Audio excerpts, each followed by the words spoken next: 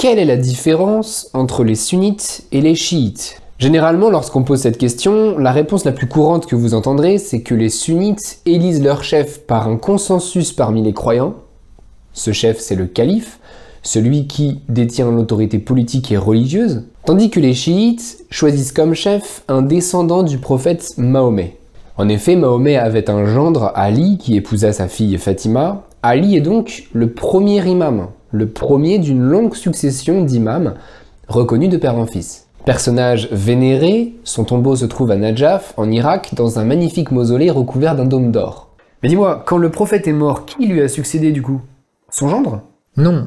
À la mort du prophète, ses compagnons se sont réunis et ont choisi celui qui leur paraissait le plus digne, c'est-à-dire Abu Bakr. Puis après sa mort, ce fut Omar, puis à sa mort Othman, et il faut attendre la mort d'Othman pour que son gendre Ali lui succède.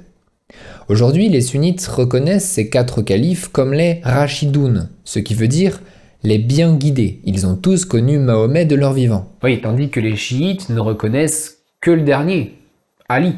Exactement, les chiites n'en reconnaissent qu'un seul sur 4, Ali, en sa qualité d'imam. Le désaccord entre sunnites et chiites a éclaté véritablement sous le califat de Ali. C'est ce qu'on appelle la fitna, c'est-à-dire la grande discorde. La fitna marque le début d'une rivalité qui n'est pas encore résolue aujourd'hui. Ah mais attends, je crois que je vais essayer de faire une analyse. Bien sûr, vas-y. En fait, les chiites veulent bâtir une dynastie. En fait, ils sont plus monarchistes, tandis que les sunnites, ils veulent un consensus, donc ils sont plutôt démocrates. C'est un peu l'équivalent des monarchistes et des démocrates chez nous. Et pourquoi quand c'est moi qui propose des analyses, t'es jamais content? Si, mais je pense que c'est pas du tout comme ça qu'il faut voir les choses. En Europe, la querelle entre démocrates et monarchistes portait sur l'origine de la souveraineté. Elle émanait du peuple pour les uns et du roi chez les autres.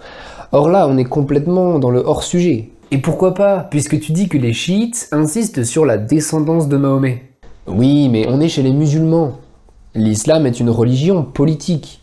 Pour eux, l'origine du pouvoir ne peut venir que de Dieu. Cette question est déjà résolue. Pour te prouver à quel point la question du régime leur est égale, il suffit d'observer le comportement des sunnites au lendemain de la fitna.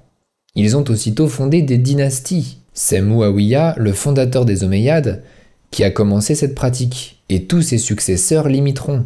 Pourtant, je dois apporter ici une précision.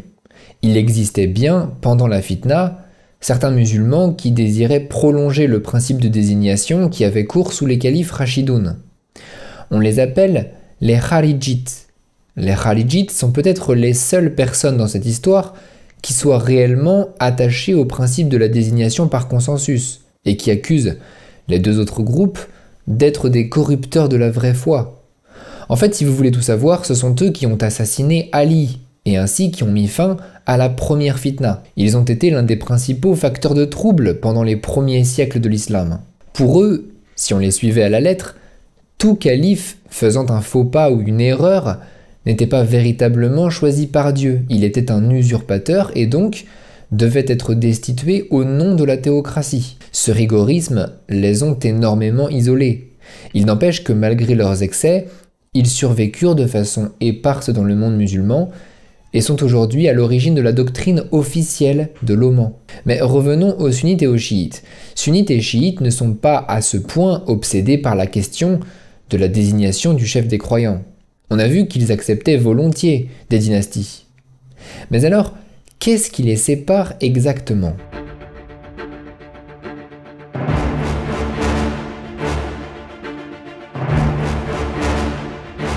Pour que tu saisisses mieux, on va regarder un peu l'histoire des sunnites et des chiites, comme ça pour faire un rapide survol. Les sunnites, c'est bien connu, sont les plus nombreux. Leur victoire sur les chiites, à l'issue de la fitna, leur a permis de fonder des califats. Je vais citer les principaux, les Omeyyades de Damas, puis les Abbassides de Bagdad, puis les Mamelouks du Caire, puis l'Empire ottoman.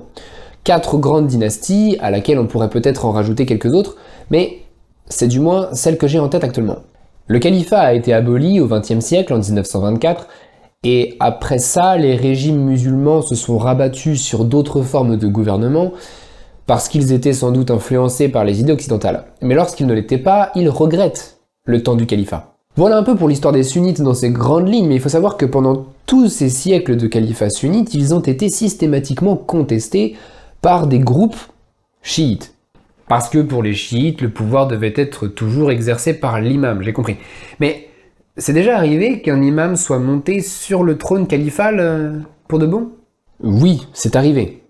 Mais c'est vrai que c'est extrêmement rare. En fait, si on accepte Ali lui-même, qui a été quand même calife pendant 5 ans, ce n'est arrivé à ma connaissance qu'une seule fois. C'est l'émergence du califat fatimide, en 909, qui se place en concurrent du califat abbasside, et qui est d'abord proclamé en Tunisie puis en Égypte. Les Fatimides, et tu entends leur nom, Fatimides comme Fatima, la fille du prophète, ont duré quand même 2 siècles et demi jusqu'à ce que Saladin mette fin à leur dynastie. Mais aujourd'hui, il y a bien l'Iran qui est chiite. Donc ça veut dire que l'Iran est dirigé par un descendant du prophète, c'est ça? Si on regarde la constitution d'Iran, on y verra que le trône appartient à l'imam. Non, le seul califat chiite qui ait vraiment fonctionné dans l'histoire, à ma connaissance, ce sont les Fatimides. Il n'y a pas d'imam en Iran. Si, regarde, j'ai justement sur cette étagère la constitution de la République d'Iran, et regarde ce qui est écrit. Constitution article 1, l'État iranien est une république islamique que la nation iranienne a adoptée à la suite de la révolution islamique victorieuse, sous la direction de la haute autorité spirituelle du grand ayatollah, imam Khomeini. Voilà, c'est écrit imam. La boucle est bouclée, c'est parfait, j'ai tout compris. T'es sûr c'est écrit imam dans le texte? Oui, c'est écrit imam, cherche pas, c'est lui. Bon, ok, ils ont peut-être employé cette expression dans le texte, mais elle est impropre. Khomeini n'est pas le véritable imam des chiites, il faut pas exagérer. Il s'agit d'une exagération pour lui rendre hommage d'avoir été un véritable fondateur d'État chiite. Pour ne pas te mentir, je crois qu'employer ce terme dans la Constitution est un peu limite. Faut voir ça comme une marque de respect. Et je peux l'affirmer sans aucun doute puisque le chiisme iranien est une forme particulière de chiisme, le chiisme duodécimain, et on va voir que ça démontre exactement ce que je dis là. Ah oui, parce qu'il y a plusieurs sortes de chiites en plus. Ouais, j'aurais dû m'en douter. Ça aurait été trop simple sinon. Ben oui, l'histoire c'est l'histoire. On part de choses simples, puis des choses simples qui deviennent un peu plus compliquées, puis un peu plus compliquées avec le temps et les problèmes charriés à travers les siècles. Ici, ce qui est arrivé, et je pense que ce sera pas une grosse surprise ni pour toi ni pour nos auditeurs, c'est que les chiites ont commencé à se taper dessus entre eux quand les descendants du prophète ont été vraiment nombreux et qu'il y avait plusieurs prétendants à l'imama. Puisque c'est comme ça qu'on dit. Donc, beaucoup de descendants du prophète, beaucoup de concurrents en perspective. Je vais, pour des raisons de simplification, mentionner 3 sortes de chiites. Il y a les Zaydites, les Ismaéliens et les duodécimains. Alors bien sûr, ils ont tous cette vénération pour le premier imam, Ali, et pour ses enfants, Hassan et Hussein, qui sont les 2e et 3e imams. Mais après, il va commencer à y avoir des petits désaccords qui vont se transformer en disputes et qui vont se transformer en claquage de porte.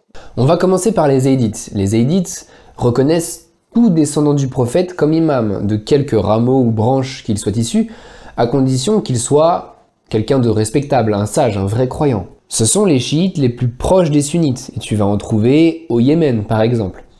La lignée des Ismaéliens est celle qui a eu le plus grand succès historique. D'abord, ils ont été très féconds dans leur description des imams, ils les voient comme des êtres infaillibles, et même plus que ça, des véritables émanations divines. Et du coup, les Ismaéliens se sont construits fréquemment des sociétés secrètes initiatiques, et leur succès s'est vérifié puisqu'ils sont à l'origine du seul véritable califat chiite de l'histoire. Ouais, le califat fatimide. Voilà. Mais quand Saladin a mis fin aux Fatimides, les Ismaéliens sont entrés en déclin. Certains de leurs groupes se sont livrés à des pratiques qui les ont déconsidérés dans le monde musulman, comme par exemple l'assassinat politique. Comme dans Assassin's Creed? Oui, comme dans Assassin's Creed si tu veux. Enfin, d'ailleurs, même exactement comme dans Assassin's Creed, puisque en fait la secte des assassins qui est à la base du jeu est effectivement inspirée d'une secte ismaélienne. Mais même sans parler de ça, le mouvement ismaélien a eu une histoire un peu chaotique. Leur goût pour l'ésotérisme, l'initiation et le secret, pour la spéculation théologique, leur symbolisme, tout ça, j'ai envie de dire, leur a un peu tourné la tête. Pourquoi ça? Tu sais bien comment ça fonctionne dans l'histoire. Un tel imam a eu 2 enfants, les 2 enfants veulent lui succéder, ils ont chacun leurs partisans, ils vont se légitimer par des spéculations théologiques concurrentes. Puis il y a ensuite l'autre génération, des petits-enfants, qui vont eux aussi s'appuyer sur des doctrines encore plus divergentes, et petit à petit, à force d'inceste systématique entre théologie et politique, ils finissent par engendrer, par dérivation, d'autres mouvements religieux, dont certaines se sont carrément séparées de l'ismaélisme et qui sont totalement éloignées de l'orthodoxie sunnite, dont je ne vais pas vous parler, même si leur nom vous dirait peut-être quelque chose. Quoi qu'il en soit, on arrive enfin aux chiites qui nous intéressent le plus, ce sont les duodécimains. Alors, comme leur nom l'indique, les chiites duodécimains reconnaissent 12 imams. Ah ouais, 12 imams, carrément. Ils arrivaient à pas se foutre sur la gueule. Mais pas 12 imams en même temps, 12 imams à partir de Ali, qui est le premier, auquel succèdent ses descendants. Ah oui. Et du coup, il arrivait quoi quand le 12e imam est mort? Les duodécimains pensent qu'il n'est pas mort. Le 12e imam a disparu. Il est toujours dans le monde, d'une certaine façon, mais il ne communique plus avec les vivants. On dit qu'il est occulté. On l'appelle le Mahdi et il reviendra à la fin des temps, accompagné du prophète Issa, Jésus pour les chrétiens, pour rétablir la paix et la justice sur terre. Voilà ce qu'est le chiisme duodécimain, qui est le chiisme qu'on va trouver en Iran, mais aussi en Irak et au Liban. Ah d'accord, en fait le gouvernement iranien gouverne au nom d'un imam qui est invisible. Qui est occulté, oui. Tiens, par exemple, pour illustrer ce que je dis, lis le début de l'article 5 de la Constitution. Article 5. En l'absence de son éminence, l'imam du temps, que Dieu hâte sa réapparition. L'article commence par proclamer l'absence de l'imam et à souhaiter son retour. Au final, les duodécimains ont eu davantage de longévité que les ismaéliens. Ils sont moins secrets, moins originaux, plus prudents dans leur théorie.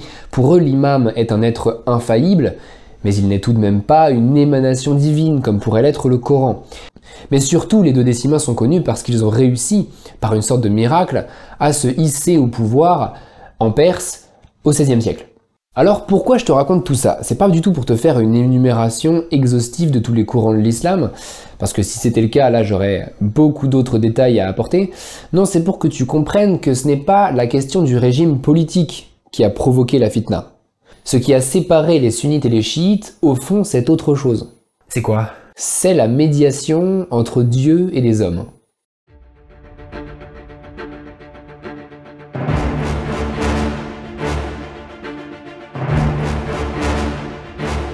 Tout a commencé en 632.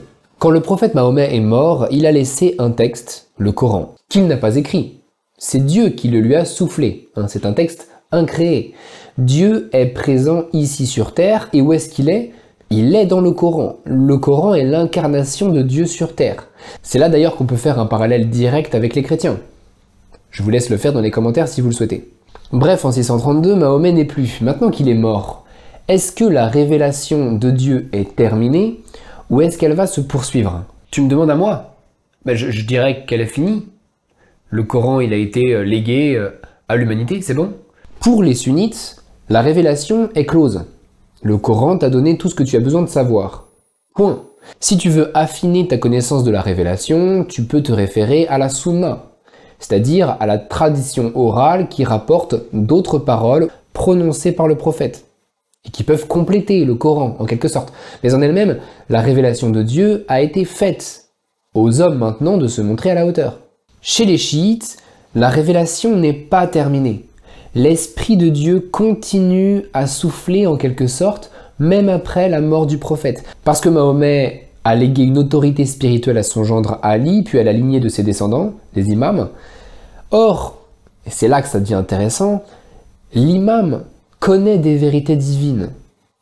Il communique avec ses compagnons, qui eux-mêmes transmettent ses enseignements à d'autres, et ainsi de suite, selon une hiérarchie organisée qui permet à certains hommes d'intercéder entre Dieu et le croyant.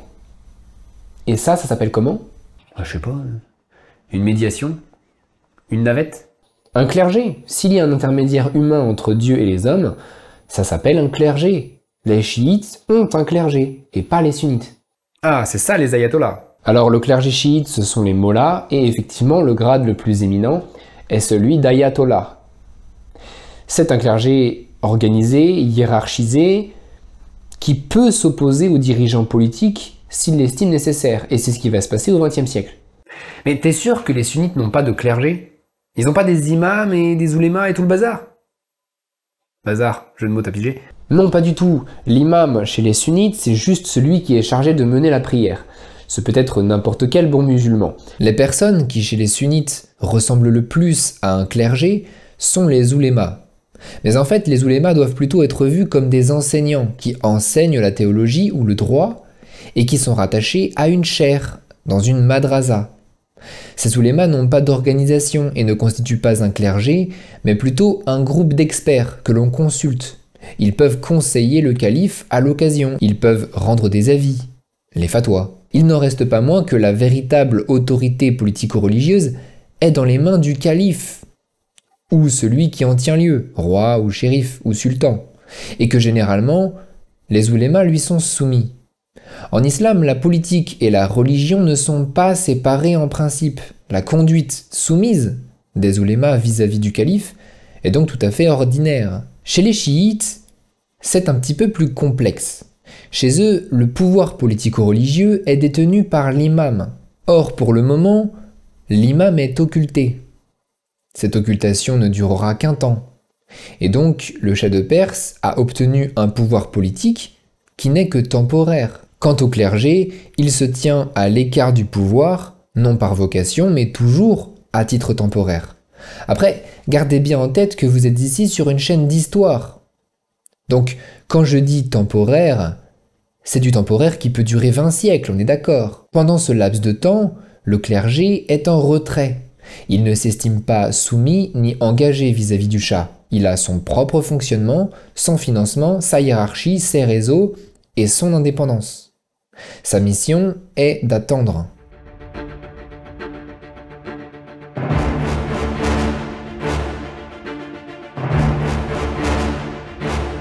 Maintenant, et je vais terminer avec ça, il y a une dernière chose qui peut être utile de comprendre au sujet des sunnites et des chiites.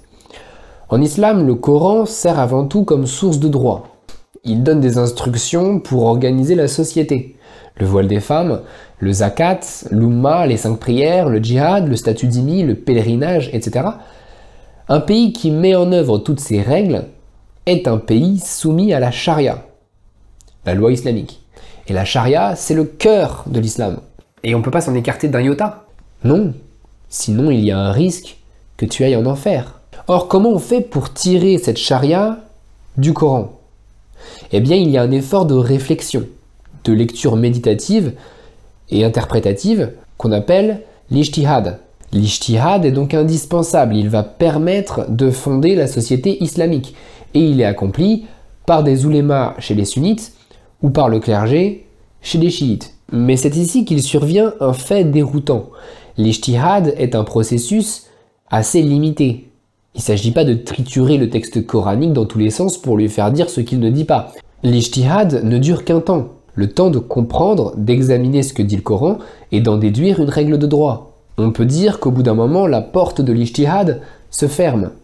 Alors attention, j'ai bien conscience que la clôture de l'ijtihad, c'est un concept aujourd'hui assez polémique. Beaucoup de musulmans veulent nous expliquer que l'ijtihad a continué et que cette soi-disant clôture est une invention des occidentaux. Personnellement, je trouve quand même que l'histoire de la clôture de l'ijtihad est quand même assez éclairante. Elle nous permet d'être réalistes, parce que le Coran est un texte fini. Il n'est pas super long, il est un peu ardu, mais dans le cadre d'une démarche juridique, quand on cherche à y glaner les règles de droit de façon non équivoque, ça va demander de la réflexion intense, mais cette réflexion ne durera pas une éternité. Il arrive un moment où on a déchiffré l'essentiel et les penseurs arabes sont en mesure de reconstituer la charia islamique de façon satisfaisante et en théorie immuable, puisque le Coran ne va pas changer entre le Xe siècle et aujourd'hui. D'accord. Au bout d'un moment, ils posent leurs neurones, quoi. Et qu'est-ce qui se passe après? Une fois qu'ils se sont mis d'accord sur la charia, les oulémas vont trouver d'autres occupations. Comment adapter cette charia aux divers cas particuliers qu'ils vont rencontrer? Il va quand même y avoir des débats qui vont subsister. Mais ces débats ne porteront pas sur la compréhension de la charia, mais sur la jurisprudence. Il va y avoir plein de cas où le Coran n'est pas précis. Ces désaccords et ces points de vue vont mener à la création de 4 écoles jurisprudentielles au sein de l'islam. Ces 4 écoles juridiques vont toutes faire autorité dans 4 régions du monde où se trouvent des musulmans. Il y aura une école pour le monde asiatique, une école pour le monde africain, une école pour les rivages de l'océan Indien, et enfin une dernière école, plus sévère et plus austère que les autres d'ailleurs, en Arabie Saoudite même, c'est-à-dire au point d'origine de l'islam, au niveau des lieux saints. Et cette répartition dont je vous parle, à mon avis, elle est liée au hasard des échanges culturels. À partir du Xe siècle, l'ijtihad, qui est une étude juridique du Coran, diminue progressivement sans disparaître complètement. Désormais, les oulémas la pratiquent de moins en moins et se concentrent sur le taqlid, qui est une attitude plus passive que l'ijtihad et qui consiste dans le respect scrupuleux des règles établies au Xe siècle par l'une des 4 écoles. On peut considérer que lorsque le taqlid supplante l'ijtihad, c'est que la loi islamique est arrivée à une sorte de maturation. Ok, mais ça concerne les sunnites. Ça concerne les sunnites. Les chiites, de leur côté, ils ne peuvent pas considérer que l'ijtihad soit clos. Car souviens-toi, pour eux, la révélation de Dieu n'est pas finie. Les textes sacrés ont plusieurs niveaux d'interprétation. Il y a le sens évident, mais il y a aussi le sens caché, qui ne se dévoile qu'à des êtres exceptionnels, les imams, qui vont ensuite la partager à des initiés, le clergé chiite. Et cela va permettre une poursuite continue et profondément intérieure, spirituelle, ésotérique, messianique de l'ijtihad. Ouais. Mais c'est bien beau ça, mais il n'y a plus d'imam. Il a été occulté, t'as déjà oublié? Oui, c'est vrai. En 941, le 12e imam, d'après les duodécimains, est entré en occultation. Il ne communique plus avec les vivants. Mais il va revenir. Bon, ben on fait quoi? Le clergé chiite, qui d'après lui a été initié aux précieux secrets de l'imam, préparera le monde à son retour. Eux seuls peuvent le faire. Pour éviter tout conflit, ils vont donc choisir parmi eux un membre du clergé, particulièrement éclairé, que l'ensemble des chiites seront chargés d'imiter. Autrement dit, parmi les ayatollahs, il y en a un ou quelques-uns qui seront nommés Marja et Taqlid, c'est-à-dire celui qu'il faut imiter. Et cette nouvelle institution, la Marjaïya, permettra de ne pas dissoudre le clergé chiite, de lui garder une colonne vertébrale, même en l'absence de l'imam. Et ainsi, de préparer le monde à la venue du Mahdi. Le mot marja et taqlid en lui-même est très parlant. J'avais expliqué tout à l'heure que taqlid s'opposait à ijtihad. Chez les chiites, le taqlid signifie l'imitation du marja. Là encore, il ne faut pas exagérer, l'ijtihad ne cesse pas complètement, mais il s'efface derrière une attitude plus passive du croyant, tenu d'imiter le haut clergé. Maintenant, si vous voulez bien, nous allons récapituler tout ce qu'on vient de voir. Au fond, entre sunnites et chiites, il y a une même origine, une divergence et une convergence. L'origine commune, c'est le Coran. Tous partent de l'idée que le Coran est l'incarnation de Dieu sur terre. La divergence se trouve dans la révélation divine. Pour les sunnites, cette révélation étant dans le Coran, chaque croyant y accède par lui-même, par la lecture et la prière. Il peut la compléter par la sunna, les dires et les gestes du prophète d'après la tradition. Chez les chiites, la révélation est bien dans le Coran, mais pour comprendre son sens profond et son symbolisme, il faut recevoir des vérités divines, que seul l'imam est en mesure de posséder et dont il fait part à un clergé, qui devient désormais médiateur indispensable entre Dieu et le croyant. La convergence entre sunnites et chiites survient enfin lorsque les deux courants arrivent à une sorte de maturation. L'ijtihad est remplacé par le taqlid. Cette maturation survient lorsque le travail de réflexion, l'ijtihad, ne porte plus sur la charia mais sur les questions de jurisprudence. Dans leur cas, le taqlid signifie la confiance dans les préceptes de l'une des 4 écoles jurisprudentielles. Chez les chiites, cette maturation est une conséquence du remplacement des ismaéliens par les duodécimains comme courant majoritaire.